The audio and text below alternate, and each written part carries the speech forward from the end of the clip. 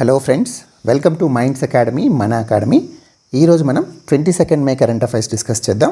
Current affairs discuss చేసే ముందు కొన్ని క్వశ్చన్స్ చూద్దాం. What is A76 which is seen in news with reference to environment? పర్యావరణానికి సంబంధించి ఈ మధ్య వార్తల్లో ఉన్నటువంటి A76 అంటే ఏంటని అడుగుతున్నాడు. మనం నిన్న చూసాం, అంటార్కిటికా నుంచి ఒక ఐస్బర్గ్, ఒక మంచు కొండ విడిపోయిందని చెప్పి చూసాం. అది ప్రపంచంలోకెల్లా అతిపెద్ద ఐస్బర్గ్ అని కూడా మనం నేర్చుకున్నాం. Government raises subsidy on DAP fertiliser 140%. What does DAP stands for?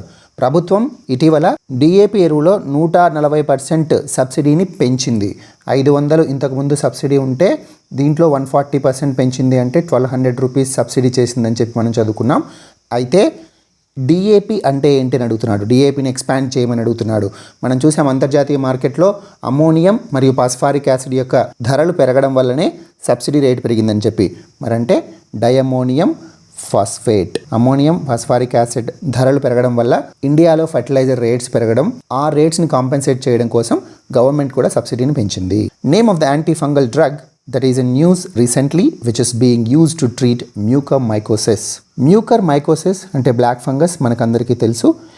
ఈ భయంకరమైనటువంటి వ్యాధిని నివారించడం కోసం వాడేటువంటి యాంటీ ఫంగల్ డ్రగ్ ఏంటి అని అడుగుతున్నాడు. ఈ మధ్య ఇది ఎక్కువగా న్యూస్లో ఉంటుంది, కాబట్టి మీరు ఖచ్చితంగా గుర్తుపెట్టుకోవాలి.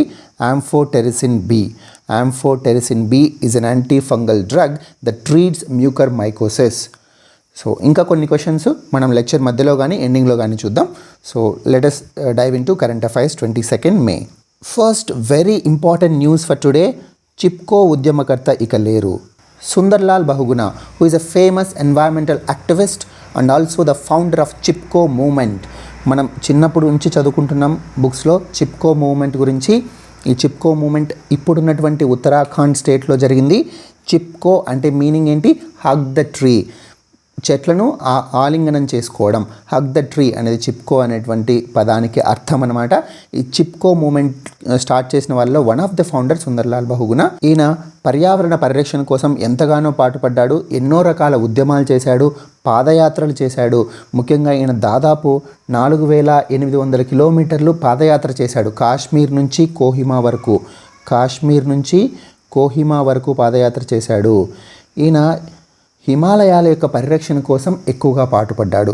హిమాలయాలు నార్త్ ఇండియాకు చాలా ముఖ్యమైనవని, అంతేకాకుండా ఇండియా యొక్క వాతావరణాన్ని, మాన్సూన్ని డిక్టేట్ చేస్తాయి, ప్రజల యొక్క వ్యవసాయ అవసరాలను తీరుస్తాయి. కాబట్టి హిమాలయాలను కాపాడాలి, పర్యావరణ వైవిధ్యాన్ని సంరక్షించాలన్నా కూడా, పర్యావరణాన్ని పరిరక్షించాలన్నా కూడా హిమాలయ అడవులను మనం కాపాడాలి అని ఎలుగెత్తి చాటి హిమాలయ అడవుల పరిరక్షణ కోసం తన జీవితాంతం శ్రమించినటువంటి వ్యక్తి సుందర్లాల్ బహుగుణ. అంతేకాక ఈయన గాంధేయవాది.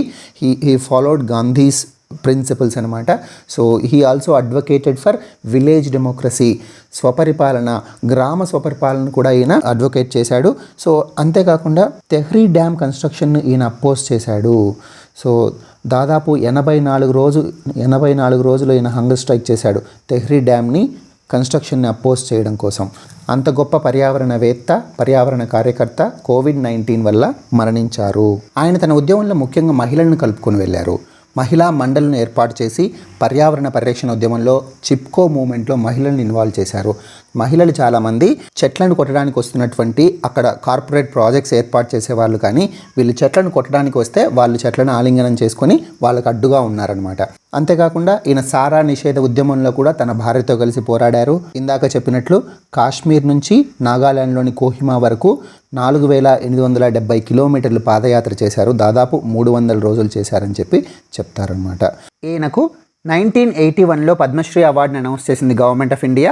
కానీ తెహ్రీ డ్యామ్ కన్స్ట్రక్షన్ను ఆపకపోవడం వల్ల, దానివల్ల చాలామంది నిర్వాసితులయ్యారు. అంతేకాకుండా పర్యావరణం దెబ్బతింటుందని చెప్పి ఆయన 1981లో పద్మశ్రీ అవార్డును తిరస్కరించారు. ఈ refuse to accept Padmashri award in 1981. ఆ తర్వాత 2009లో ఆయనకు పద్మ విభూషణ్ లభించింది. సింగపూర్ గవర్నమెంట్ కూడా ఈయనను తమ పర్యావరణ సలహాదారుగా నియమించుకోవాలని ఆలోచించింది. అంటే ఈయన ఎంత గొప్పవాడో అర్థం చేసుకోవచ్చు. సో సింగపూర్ గవర్నమెంట్ ఈయన్ను ఎన్వైరన్మెంటల్ అడ్వైజర్గా నియమించుకోవాలని చెప్పి ఆలోచించింది. Personal guarantors liable for corporate debt.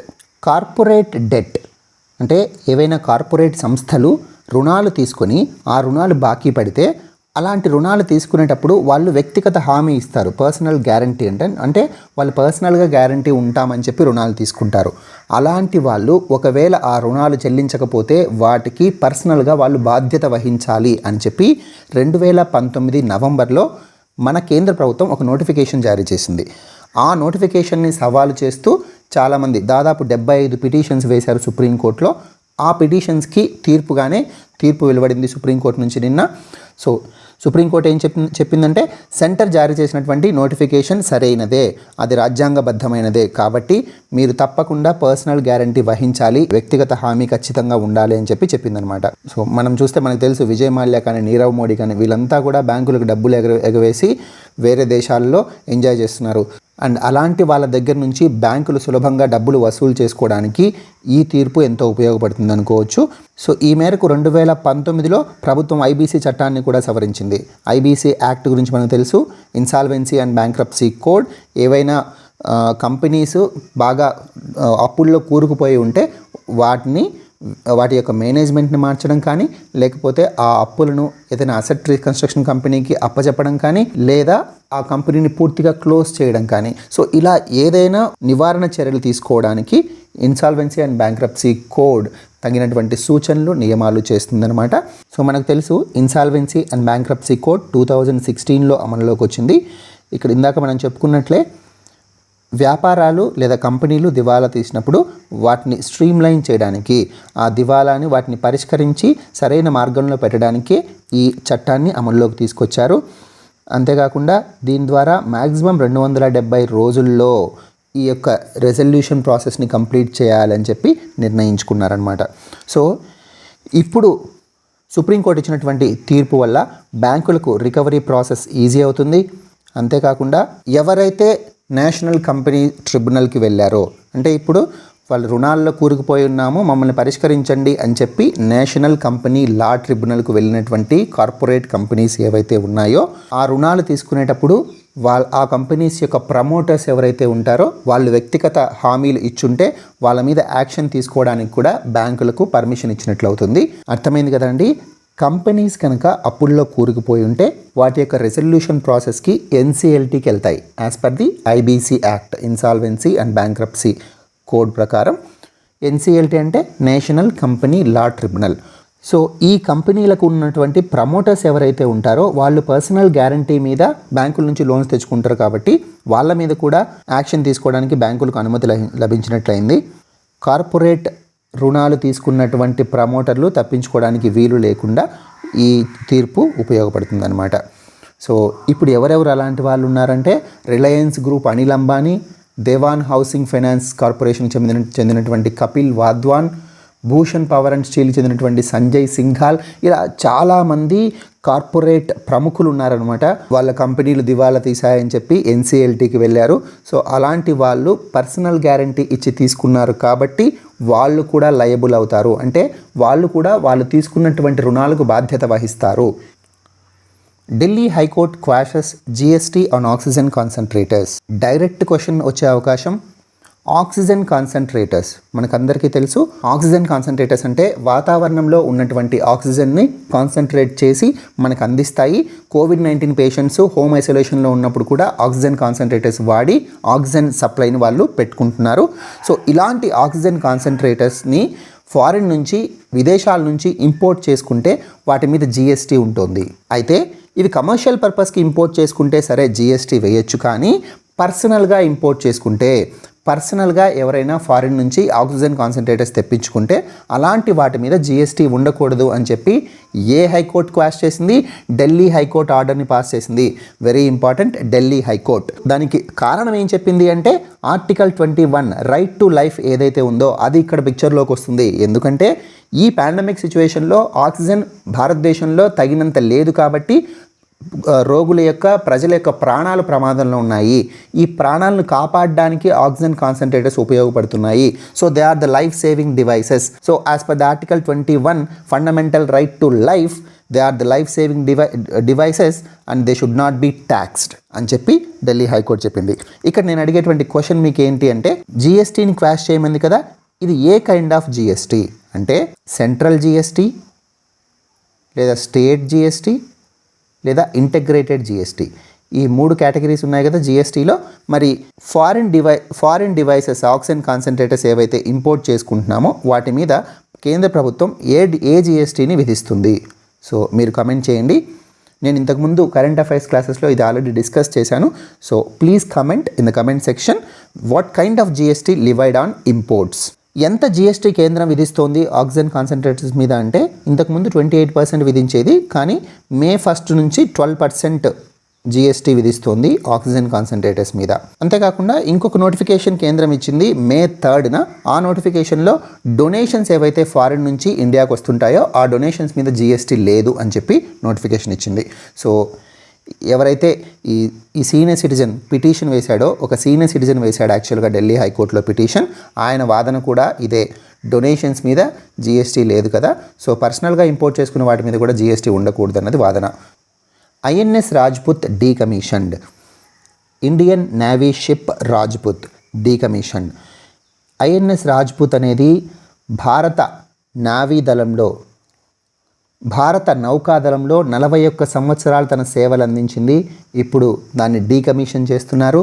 ఇది ఎవరు నిర్మించి భారత్కి ఇచ్చారు అంటే ఇంతకు ముందు ఉన్నటువంటి సోవియట్ యూనియన్ యుఎస్ఎస్ఆర్ వీళ్ళు నిర్మించి భారత్కి ఇచ్చారనమాట. సో దీన్ని ఇప్పుడు ఎక్కడ డీకమిషన్ చేస్తున్నారు? Naval dockyard Visakhapatnam. ఇది కూడా ఇంపార్టెంట్. ఎక్కడ డీకమిషన్ జరుగుతుంది? Naval dockyard Visakhapatnam. 41 years service INS Rajput. ఇది భారత నావికాదళంలో తొలి విధ్వంస యుద్ధ నౌక. Very important. మొట్టమొదటి విధ్వంస యుద్ధ నౌక ఏది అంటే ఐఎన్ఎస్ రాజ్పుత్. అంతేకాకుండా ఇక్కడ ఒక ఇంపార్టెంట్ పాయింట్ మీకు ఏంటంటే బ్రహ్మోస్ క్షిపణి, బ్రహ్మోస్ మిసైల్ ఏదైతే ఉందో దాని ప్రయోగాలకు కూడా ఈ యుద్ధ నౌకను వాడారు తొలి దశల్లో. సో బ్రహ్మోస్ ప్రయోగాలకు కూడా ఈ యుద్ధ నౌకను అంటే దీన్ని ఒక స్టేజ్గా చేసుకున్నారు, దీన్ని ఒక వేదికగా చేసుకుని వాడారు. ఆ క్షిపణిని ఐఎన్ఎస్ రాజ్పుత్ నుంచి ప్రయోగించారనమాట. ఎయిర్ ఇండియా ప్రయాణికుల వివరాలు లీక్ అయ్యాయి. ఎస్ఐటిఏ అనేటువంటి స్విట్జర్లాండ్కి చెందినటువంటి సంస్థ ఎయిర్ ఇండియాకు ప్రయాణికుల సేవల వ్యవస్థను అందిస్తుంది. అంటే ప్రయాణికులకు సంబంధించినటువంటి డీటెయిల్స్ తీసుకోవడం కానీ, వాళ్ళకు టికెట్స్ జారీ చేయడం కానీ, వాళ్ళ పేమెంట్స్ ప్రాసెస్ చేయడం కానీ, ఈ సిస్టమ్ని అంతటినీ ఎవరు ఎయిర్ ఇండియాకు అందిస్తున్నారు అంటే ఎస్ఐటిఏ అనేటువంటి స్విట్జర్లాండ్కి చెందినటువంటి సంస్థ.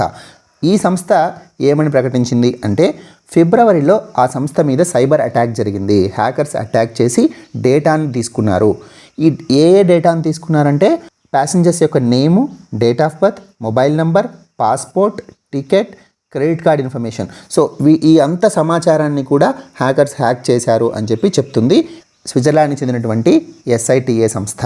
అయితే ఈ సంస్థ అంతర్జాతీయంగా సేవలు అందించేటువంటి చాలా రకాల ఎయిర్లైన్స్ యొక్క డేటా కూడా లీక్ అయింది. దాంతోపాటు ఎయిర్ ఇండియా డేటా కూడా లీక్ అయింది. అయితే అప్పటి నుంచి ఎప్పుడైతే లీక్ అయిందో అప్పటి నుంచి కూడా మేము అనధికారికంగా ఎటువంటి కార్యకలాపాలు జరపట్లేదు, దాని మీద ఫోరెన్సిక్గా మేము అనలైజ్ చేస్తున్నాము, ఫోరెన్సిక్ విశ్లేషణ చేస్తున్నాము అని చెప్పి ఆ సంస్థ చెప్పింది. సో ఎయిర్ ఇండియా కూడా ఆ సంస్థతో మేము కోఆర్డినేట్ చేస్తున్నాము ఈ ఫోరెన్సిక్ అనాలిసిస్లో. కాబట్టి ప్యాసింజర్స్ ఎవరైతే ఉన్నారో వాళ్ళ పాస్వర్డ్స్ని ఎప్పటికప్పుడు మార్చుకుంటూ ఉండమని చెప్పి ఎయిర్ ఇండియా చెప్తోంది. ఇంటర్నెట్ ఎక్స్ప్లోరర్కు ఇక సెలవు. అంటే ఇప్పటి నుంచి ఇంకా ఇంటర్నెట్ ఎక్స్ప్లోరర్ ఉండదు. మనం ఎప్పటి నుంచో చూస్తున్నాం, దాదాపు 25 yearsగా ఇంటర్నెట్ ఎక్స్ప్లోరర్ బ్రౌజర్ని అందరూ వాడుతున్నారు ఇంటర్నెట్ని యాక్సెస్ చేయడానికి. అయితే ఇప్పుడు 2022 June 15 నుంచి ఇంటర్నెట్ ఎక్స్ప్లోరర్ ఉండదు. 2022 June 15 నుంచి ఇంటర్నెట్ ఎక్స్ప్లోరర్ యొక్క సర్వీసెస్ని క్లోజ్ చేస్తున్నట్టు మైక్రోసాఫ్ట్ ప్రకటించింది. ఇంటర్నెట్ ఎక్స్ప్లోరర్ ఏ సంస్థకు చెందినటువంటి బ్రౌజర్? మైక్రోసాఫ్ట్. అయితే దీని బదులు ఇప్పుడు ఏదుంది? మైక్రోసాఫ్ట్ ఎడ్జ్ను వాడుతుంది మైక్రోసాఫ్ట్. మైక్రోసాఫ్ట్ విండోస్ 2010 అప్డేట్లో మీరు చూసుంటారు, ఎడ్జ్ బ్రౌజర్ వాడుతుంది మైక్రోసాఫ్ట్. మోల్నుపిరావిర్ క్లినికల్ పరీక్షలు. మనం చాలా రోజుల నుంచి న్యూస్లో చూస్తున్నాం, మోల్నుపిరావిర్ అనేటువంటి ట్యాబ్లెట్ వస్తే కోవిడ్ రోగులకి ఉపశమనం లభిస్తుంది అని చెప్పి. సో అలాంటి మోల్నుపిరావిర్ phase 1, phase 2 ట్రయల్స్ పూర్తయ్యాయి. ఇప్పుడు క్లినికల్ ట్రయల్స్కి వచ్చింది. phase 3 ట్రయల్స్కి ఇండియన్ గవర్నమెంట్ యొక్క DGCA కూడా అప్రూవ్ చేసింది. అయితే ఇప్పుడు హైదరాబాద్లోని యశోద హాస్పిటల్స్తో ఇది ఒప్పందం కుదుర్చుకొని, ఏది ఒప్పందం కుదుర్చుకుంది? ఈ మోల్నుపిరావిర్ని ట్యాబ్లెట్ని డెవలప్ చేసేటువంటి నాట్కో ఫార్మా కూడా హైదరాబాద్కి చెందినటువంటి ఫార్మసీ కంపెనీ. వీళ్ళు యశోద హాస్పిటల్స్తో ఒప్పందం కుదుర్చుకొని థర్డ్ ఫేజ్ క్లినికల్ ట్రయల్స్ చేస్తున్నారు. ఏ ట్యాబ్లెట్ మీద? మోల్నుపిరావిర్. ఇది ఎవరి కోసం? కోవిడ్-19 పేషెంట్స్ కోసం. ముఖ్యంగా వీళ్ళు ఏం చెప్తున్నారు అంటే తేలికపాటి నుంచి ఒక మోస్తరు లక్షణాలు ఉన్న వారికైతే వ్యాధి సివియర్గా అవ్వకుండా వైరస్ రెప్లికేట్ చేయడాన్ని ఇది పూర్తిగా ఆపేస్తుందని చెప్తున్నారు. So light to moderate symptoms ఉంటే ఆ పేషెంట్స్ కనుక నాట్కో ఫార్మా వాళ్ళు ప్రొడ్యూస్ చేస్తున్నటువంటి మోల్నుపిరావిర్ను వాడితే అది వైరస్ రెప్లికేషన్ ఆపేసి వ్యాధి సివియర్ అవ్వకుండా పేషెంట్ త్వరగా కోలుకునేలా చేస్తుంది. V Muraleedharan participate summit on the financing of African economies Paris 18th May 2021. 18th May 2021లో జరిగినటువంటి ఫినాన్సింగ్ ఆఫ్ ఆఫ్రికన్ ఎకానమీస్ అంటే ఆఫ్రికా ఎకానమీస్కి ఫినాన్స్ చేయడానికి ఏర్పాటు చేసినటువంటి సమావేశమే ఫినాన్సింగ్ ఆఫ్ ఆఫ్రికన్ ఎకానమీస్. ఈ సమావేశానికి భారతదేశం తరపున ఎవరు హాజరయ్యారు? V Muraleedharan. Who is V Muraleedharan? He is minister of state for external affairs. Who is minister of external affairs of India? Jaishankar. So yes, Jayashankar is the minister of external affairs, Subrahmanyam Jaishankar. అయితే minister of state for external affairs V Muraleedharan ఈ సమావేశానికి attend అయ్యాడు. Financing of African economies ఈ సమావేశం ఎక్కడ జరిగింది? ప్యారిస్లో జరిగింది. 18th May జరిగింది, ప్యారిస్లో జరిగింది. అయితే ఇది ఎందుకు అంటే ఈ కోవిడ్-19 పాండమిక్ వల్ల ఆఫ్రికన్ ఎకానమీస్ చాలా దెబ్బతిన్నాయి. అయితే ఈ ఆఫ్రికన్ ఎకానమీస్ని రికవర్ చేయడం కోసం వాటికి ఫండింగ్ ఇవ్వడం కోసం ఏర్పాటు చేసినటువంటి సమావేశం అనమాట. ఈ సమావేశంలో ఐఎంఎఫ్ కూడా ఎస్డిఆర్ యొక్క కోటాను ఆఫ్రికన్ కంట్రీస్కి పెంచాలని కూడా అనుకుంటోంది. ఎస్డిఆర్ అంటే స్పెషల్ డ్రాయింగ్ రైట్స్, ఐఎంఎఫ్ యొక్క స్పెషల్ డ్రాయింగ్ రైట్స్ మీకు అందరికీ తెలుసు. సో ఈ ఎస్డిఆర్ యొక్క కోటాను ఆఫ్రికన్ కంట్రీస్కి పెంచితే కనుక అవి ఐఎంఎఫ్ నుంచి లేదా ఇతర ఇంటర్నేషనల్ ఆర్గనైజేషన్స్ నుంచి లోన్స్ తీసుకోవడానికి, ఎక్కువ మొత్తంలో లోన్స్ తీసుకోవడానికి యూజ్ అవుతుంది. కాబట్టి ఐఎంఎఫ్ ఎస్డిఆర్ కోటాను పెంచాలని నిర్ణయం తీసుకుంది. ఈ డైరెక్షన్లో ఫ్రాన్స్ కూడా మిగతా దేశాలను కన్విన్స్ చేసి ఎస్డిఆర్ కోటాను పెంచేలాగా చూస్తామని చెప్పి ప్రామిస్ చేసింది. సో ఇక్కడ చూస్తే financing of African economies 2021 V Muraleedharan, minister of state for external affairs. ఎక్కడ జరిగింది ఈ మీటింగ్? ఎక్కడ జరిగింది? ప్యారిస్లో జరిగింది. And who is hosting? ఎవరు ఆతిథ్యం వహిస్తున్నారు? France is hosting. So France is hosting this meeting. It happened at Paris. It was held at Paris. So ఏ రకంగా జరిగిందంటే ఇది ఫిజికల్, వర్చువల్ రెండు కూడా. అంటే కొంతమంది ఫిజికల్గా హాజరయ్యారు, కొంతమంది వర్చువల్గా హాజరయ్యారు. మన మినిస్టర్ ఆఫ్ స్టేట్ అయితే వర్చువల్గా హాజరయ్యారు. ఎందుకోసం ఇది? To arrange financial resources for reviving the economy of African continent. Covid వల్ల కుదేలైనటువంటి ఆఫ్రికా ఆర్థిక వ్యవస్థను పునరుద్ధరించడానికి కావాల్సినటువంటి ఏర్పాట్లు చేయడం కోసం ఈ సమావేశాన్ని ఏర్పాటు చేశారు. అయితే భారత ప్రభుత్వం తరపున మినిస్టర్ ఆఫ్ స్టేట్ ఏమని చెప్పారంటే మేము ఏమేమి చర్యలు తీసుకున్నాం ఆఫ్రికన్ ఎకానమీస్ రికవర్ కావడానికి, ఇండియా యొక్క ఇనిషియేటివ్స్ ఏంటో ఎక్స్ప్లెయిన్ చేశాడు.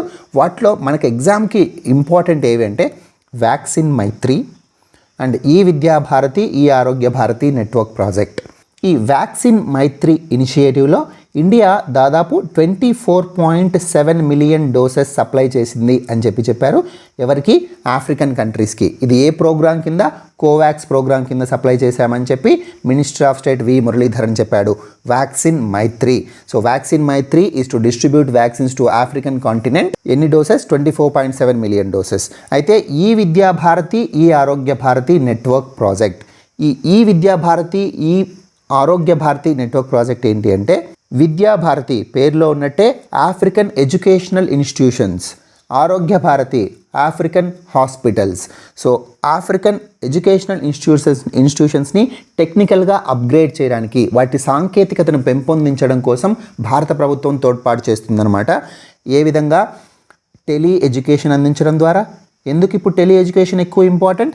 కోవిడ్ వల్ల ఎవరు ఫిజికల్గా అటెండ్ అవ్వలేకపోతున్నారు కాబట్టి టెలి ఎడ్యుకేషన్ అందించడం ద్వారా. సో వీటికి సంబంధించినటువంటి సాంకేతికతను భారతదేశం ఆఫ్రికన్ కంట్రీస్కి ప్రొవైడ్ చేస్తుంది. అంతేకాకుండా హాస్పిటల్స్లో ఎలాంటి సర్వీసెస్ ఇప్పుడు అవసరం? టెలిమెడిసిన్. సో హాస్పిటల్స్లో కూడా టెలిమెడిసిన్ అందించడానికి కావాల్సినటువంటి సాంకేతికతను భారతదేశం ప్రొవైడ్ చేస్తుంది. సో ఇది ఏ ప్రాజెక్ట్? ఈ విద్యా భారతి అండ్ ఈ Arogya Bharati network project. It is కంప్లీట్గా గవర్నమెంట్ ఆఫ్ ఇండియా ఫండింగ్ అనమాట. ఆఫ్రికన్ కంట్రిబ్యూషన్ లేకుండానే పూర్తిగా కూడా government of India funded project. Very important ఈ విద్యా భారతి, ఈ ఆరోగ్య భారతి ప్రాజెక్ట్. సో ఇది ఎలా చేస్తారు అంటే ఇండియాలో ఉన్నటువంటి ఎడ్యుకేషనల్ ఇన్స్టిట్యూషన్స్ అండ్ హాస్పిటల్స్ని ఆఫ్రికన్ కంట్రీస్లో ఏవైతే ఇండియాతో కొలాబరేట్ అవుతున్నాయో ఆ ఆఫ్రికన్ కంట్రీస్లో ఉన్నటువంటి ఎడ్యుకేషనల్ ఇన్స్టిట్యూషన్స్ అండ్ హాస్పిటల్స్తో అనుసంధానం చేసి టెలి ఎడ్యుకేషన్, టెలిమెడిసిన్ సేవలను అందిస్తుందన్నమాట. ఏంటి summit? Financing of African economies 2021 ఎవరు హోస్ట్ చేశారు? ఫ్రాన్స్. ఎక్కడ జరిగింది? ప్యారిస్లో. ఎవరు అటెండ్ అయ్యారు? V Muraleedharan. He is the minister of state external affairs. దేనికోసం? ఆఫ్రికన్ ఎకానమీస్ యొక్క ఐఎంఎఫ్ ఎస్డిఆర్ కోటాను పెంచి తద్వారా వాటికి లోన్స్ ఈజీగా వచ్చేలాగా, ఎక్కువ మొత్తంలో లోన్స్ వచ్చేలాగా చూడడం కోసం. India claims to third spot on EY index. ఇది ఏ ఇండెక్స్ అంటే RECAI index, renewable energy country attractiveness index. పునరుత్పాదకత శక్తి రిసోర్సెస్ని అట్రాక్ట్ చేసేటువంటి దేశాల యొక్క జాబితాలో ఇండియా థర్డ్ ఉందన్నమాట. సో RECAI renewable energy country attractiveness index అంటే ఆ దేశాలు పునరుత్పాదకత కలిగినటువంటి ఎనర్జీని ఎంత బాగా ప్రొడ్యూస్ చేస్తున్నాయి. సో దీనికి సంబంధించిందే RECAI. ఎందుకు ఇది థర్డ్ ప్లేస్కి వెళ్ళింది ఇండియా అంటే, ఇంతకుముందు జనరల్గా RECAI 2 yearsకి ఒకసారి ఈ ఇండిసెస్ని రిలీజ్ చేస్తుంది. లాస్ట్ టైం రిలీజ్ చేసినప్పుడు 56th RECAI సర్వే అది. అప్పుడు ఇండియా యొక్క పొజిషన్ 4thలో ఉండింది. ఇప్పుడు థర్డ్కి వచ్చింది. ఎందుకు? Impressive performance on solar photovoltaic sector. Solar energy సెక్టార్లో సోలార్ ఫోటోవోల్టాయిక్ ఎనర్జీని అందించడంలో ఇండియా బాగా పర్ఫామ్ చేయడం వల్ల 4th ప్లేస్ నుంచి 3rd ప్లేస్కి తన యొక్క స్థానాన్ని పెంపొందించుకుందనమాట. అయితే ఇండియా యొక్క ఇన్స్టాల్డ్ సోలార్ పీవీ కెపాసిటీ ఇప్పుడు ఎంత? వెరీ ఇంపార్టెంట్, 39 GW ఉంది యాజ్ ఆఫ్ 2020. సో ఇప్పుడు జరిగేటువంటి RECAI సర్వే ఏంటి? 57th renewable energy country attractiveness index అనమాట. ఇది ఎవరు నిర్వహిస్తున్నారు? Ernst and young global limited ఈ సూచీని జారీ చేస్తుంది. సో ఈ సూచీని ఎవరిస్తారు? Ernst and young global limited. ఈ సూచీలో మొట్టమొదటి స్థానంలో ఉన్నది United states of America, 2nd ప్లేస్లో ఉన్నది చైనా, 3rd ప్లేస్లో ఉన్నది ఇండియా. అయితే ఇది 2 సంవత్సరాలకు ఒకసారి జరుగుతుంది. సోలార్ పీవీ కెపాసిటీ 39 GWకు వెళ్ళడం వలన, ఇంప్రెసివ్ పర్ఫార్మెన్స్ వల్ల ఒక ప్లేస్ ముందుకెళ్ళిందని మనం మాట్లాడుకున్నాం కదా. అయితే ఇక్కడ ఒక ఇంపార్టెంట్ బ్యాక్గ్రౌండ్ మనం తెలుసుకోవాలి. 2015లో ప్రధానమంత్రి నరేంద్ర మోడీ ఆయన ఏం చెప్పారు అంటే, మన యొక్క రెన్యూవబుల్ ఎనర్జీ కెపాసిటీని 2022 లోపు 175 GW కెపాసిటీకి తీసుకెళ్తాము అని చెప్పి టార్గెట్ పెట్టుకున్నారు. So government of India has set a target of installing 175 GW of renewable energy capacity by the year 2022. 2022 సంవత్సరానికి పునరుత్పాదకత కలిగినటువంటి శక్తిని ఇన్స్టాల్ ఎంత చేస్తామని చెప్తోంది? 175 GW సామర్థ్యం కలిగేట్టుగా భారతదేశం ఉంటుందని చెప్పింది 2015లో. అయితే ఇప్పుడు 2021 ఒక సంవత్సరం దగ్గర పడుతోంది. దీనికి మనం చాలా దూరంలో ఉన్నట్లే ఉంది. అంటే 175 GW యొక్క కెపాసిటీని అచీవ్ అవుతామో లేదో తెలీదు. బట్ అయితే ఎగ్జామ్ పాయింట్ ఆఫ్ వ్యూ ఈ 175 GW ఫిగర్ అనేది చాలా ఇంపార్టెంట్. ఇందులో 100 GW solar energy and 60 GW wind energy, 15 GWలో 10 GW bio power and 5 GW small hydro power. So 100 GW solar energy, దీని చాలా చాలా ఇంపార్టెంట్. సౌరశక్తిని ఉపయోగించి 100 GW పవర్ సామర్థ్యాన్ని ఇన్స్టాల్ చేస్తాము, రెన్యూవబుల్ ఎనర్జీ సోలార్ ఎనర్జీతో ఇన్స్టాల్ చేస్తామని చెప్పి 2022 లోపు ఇన్స్టాల్ చేస్తామని చెప్పి టార్గెట్గా పెట్టుకుంది. So 100 GW by 2022 solar energy. Total పునరుత్పాదకత శక్తి ఎంత? 175 GW ఉంటుంది 2022 లోపు అని చెప్పి ఇండియా యొక్క టార్గెట్. సో RECAI 40 దేశాలను Ernst and young global survey చేస్తే అందులో 3rd ప్లేస్ ఇండియా. మనం రెన్యూవబుల్ ఎనర్జీ గురించి మాట్లాడుతున్నాం కాబట్టి ఈ మధ్య రిలీజ్ అయినటువంటి దాదాపు 1 month బ్యాక్ రిలీజ్ అయినటువంటి ఒక energy index, global energy transition index. Very very important. Energy transition index, global energy transition index. ఇది ఎవరు రిలీజ్ చేశారో? World Economic Forum. Very important. World Economic Forum release చేసినటువంటి ఎనర్జీ ట్రాన్సిషన్ ఇండెక్స్. అయితే ఈ energy transition ఇండెక్స్లో India యొక్క rank ఏంటో please comment in the comment section. India యొక్క ర్యాంక్ ఎంత కమెంట్ చేయండి. Energy transition index. Iran launch its most powerful super computer Simorgh. సిమోగ్ అనేటువంటి సూపర్ కంప్యూటర్ని లాంచ్ చేసినటువంటి దేశం ఏది అంటే ఇరాన్. ఇది ఇరాన్ దేశంలోకెల్లా అత్యంత శక్తివంతమైనటువంటి సూపర్ కంప్యూటర్ అనమాట. దీని పేరేంటి? సిమోగ్. ఈ సిమోగ్ అనే పేరు ఇరాన్లో వాడేటువంటి ఒక మిథికల్ బర్డ్ పేరు అనమాట. సో మిథికల్ బర్డ్ అంటే జనరల్గా ఇరాన్ యొక్క వాళ్ళ యొక్క గ్రంథాల్లో వాడేటువంటి బర్డ్ పేరు, అది ప్రాక్టికల్గా ఎగ్జిస్ట్ అయ్యి లేదు. సో దీన్ని ఎవరు డెవలప్ చేశారు? ఇరాన్లో ఉన్నటువంటి Amir Kabir University of Technology. Amir Kabir University of Technology in Iran developed this super computer called Simorgh. దీని యొక్క కాస్ట్ ఎంత అంటే 1 trillion Iranian rials. 1 trillion Iranian rials ఖర్చు పెట్టింది. సో ఇరాన్ యొక్క కరెన్సీ ఇక్కడ తెలుస్తుంది ఏంటి? Iranian rial. So rial is the currency of Iran. Iranian rials ఎంత ఖర్చు అయ్యాయి? 1 ట్రిలియన్ ఇరానియన్ రియాల్స్ ఖర్చు పెట్టి ఈ సూపర్ కంప్యూటర్ని డెవలప్ చేసింది ఇరాన్. దాని పేరు సిమోగ్. అయితే ఇరాన్ యొక్క ప్రైమ్ మినిస్టర్ ఎవరు? Mustafa Al Kadhimi. What is the capital of Iran? Tehran. Currency ఇందాక చూసాం Iranian rial. So capital of Iran is Tehran. Maharashtra allocates 50 acres of land in Sindhudurg to establish National Institute of Medicinal Plants. So medicinal ప్లాంట్స్కి సంబంధించినటువంటి ఒక జాతీయ సంస్థను ఏర్పాటు చేసిన రాష్ట్రం ఏది అంటే మహారాష్ట్ర.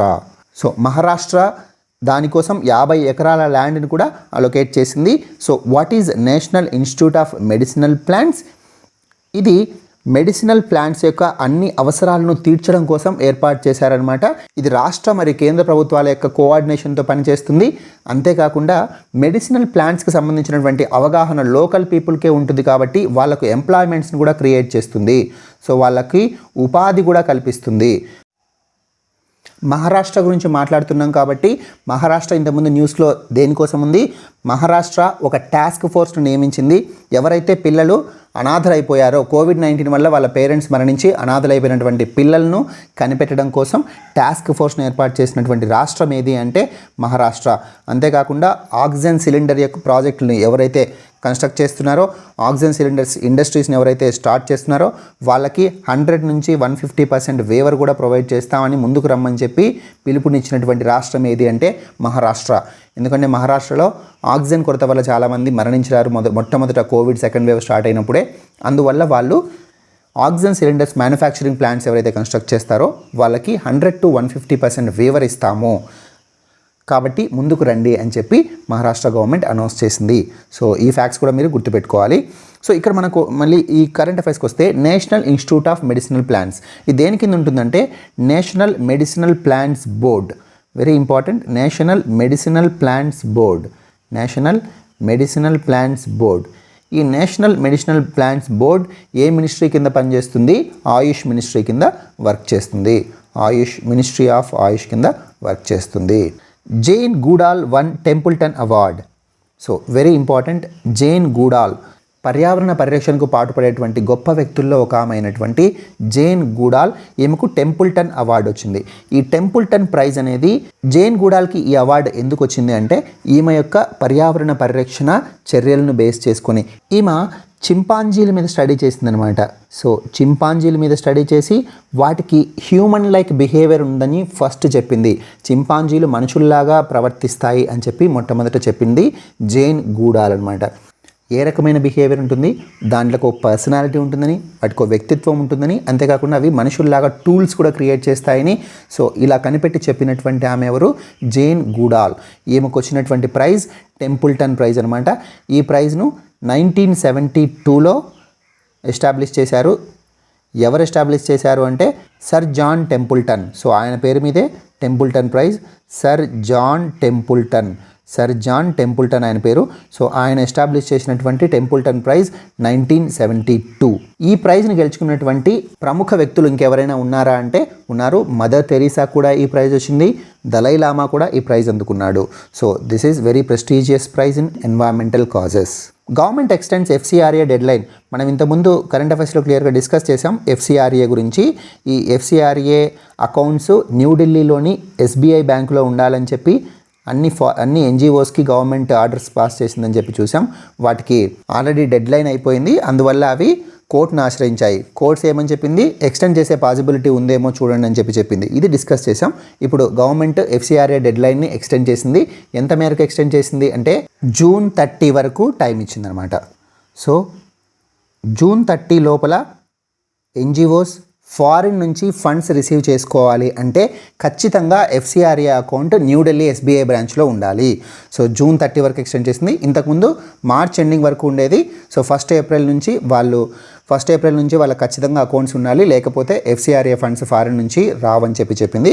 కానీ వాళ్ళు కోర్టును ఆశ్రయించి ఏమని అడిగారు అంటే, మేము ఈ పాండమిక్ వల్ల అకౌంట్స్ క్రియేట్ చేసుకోలేకున్నాము, ఒకవేళ అకౌంట్స్ క్రియేట్ చేసుకోవడానికి వెళ్ళినా కూడా అక్కడ ఉన్నటువంటి ఎస్బీఐ బ్రాంచ్ ఆఫీసర్స్ కోఆపరేట్ చేయట్లేదు, చాలా డిలే అవుతుంది ప్రాసెస్, కాబట్టి ఎక్స్టెండ్ చేయండి, మాకు టైం ఇవ్వండి అని చెప్పి అడిగారు అనమాట. సో ఈ టైంలో వీళ్ళకి టైం ఇవ్వడం ఎందుకు అవసరం అంటే, పాండమిక్ వల్ల ఫారిన్ నుంచి చాలా ఫండ్స్ వస్తూ ఉంటాయి ఇండియాకు అసిస్ట్ చేయడానికి, ఇండియాకు సహాయం అందించడం కోసం. ఆ ఫండ్స్ రావడానికి ఇదొక అడ్డంకిగా మారింది. ఎందుకంటే ఆ ఫండ్స్ డైరెక్ట్గా గవర్నమెంట్కి రావడం ఒక ఎత్తు అయితే, ఇండియాలో ఆపరేట్ అవుతున్నటువంటి ఎన్జిఓస్, నాన్ గవర్నమెంట్ ఆర్గనైజేషన్స్ ద్వారా చాలా హెల్ప్ అందుతూ ఉంటుంది. పేషెంట్స్కి కావచ్చు, హాస్పిటల్స్ కావచ్చు, లేకపోతే ప్రభుత్వానికి కావచ్చు. ఆ ఎన్జిఓకి కూడా ఫండ్స్ వస్తూ ఉంటాయి, ఫారిన్ నుంచి. ఈ ఫండ్స్ రావడానికి వాళ్ళకు ఎఫ్సిఆర్ఏ అకౌంట్ ఖచ్చితంగా ఉండాలి. సో వాళ్ళు జూన్ 30 లోపల ఎఫ్సిఆర్ఏ అకౌంట్ ఉంటే తప్ప వాళ్ళు ఫారిన్ ఫండ్స్ రిసీవ్ చేసుకోలేరు. అయితే వాళ్ళ యొక్క రిజిస్ట్రేషన్ టైం కూడా ఎక్స్టెండ్ చేసింది. జనరల్గా రిజిస్ట్రేషన్ సర్టిఫికేట్స్ ఎన్జిఓస్కి ఏవైతే ఉంటాయో అవి వాళ్ళు రెన్యువల్ చేసుకోవాలి. అయితే ఈ పాండమిక్ వల్ల రెన్యువల్ చేసుకోవడం కుదరదు కాబట్టి సెప్టెంబర్ 30 వరకు వాళ్ళ రిజిస్ట్రేషన్ సర్టిఫికేట్స్ యొక్క వ్యాలిడిటీని ఎక్స్టెండ్ చేసింది government of India. So registration certificate వ్యాలిడిటీని సెప్టెంబర్ 30 వరకు ఎక్స్టెండ్ చేసింది. ఎఫ్సిఆర్ఏ అకౌంట్స్ క్రియేట్ చేసుకోవడానికి జూన్ 30 వరకు టైం ఇచ్చింది. ఎక్కడ? SBI New Delhi. Previous current affairs నుంచి ఒక 2 క్వశ్చన్స్ ఇప్పుడు ఇక్కడ డిస్కస్ చేద్దాం. Hive to tongue traceability project is a part of which scheme? Hive to tongue traceability project. So మనము నిన్న వరల్డ్ బీ డే గురించి డిస్కస్ చేసాం. వరల్డ్ బీ డే మే 20వ తేదీని జరుపుకుంటారు. తేనెటీగల దినోత్సవం ఇది. అవి తేనెటీగలు అలాంటి పాలినేటర్స్, వీటిని ప్రొటెక్ట్ చేయడం కోసం జరుపుకుంటారు అని చెప్పి. ఎందుకు వాటిని ప్రొటెక్ట్ చేయాలి? ప్రపంచం యొక్క ఆహార భద్రతను పెంపొందించడం కోసం.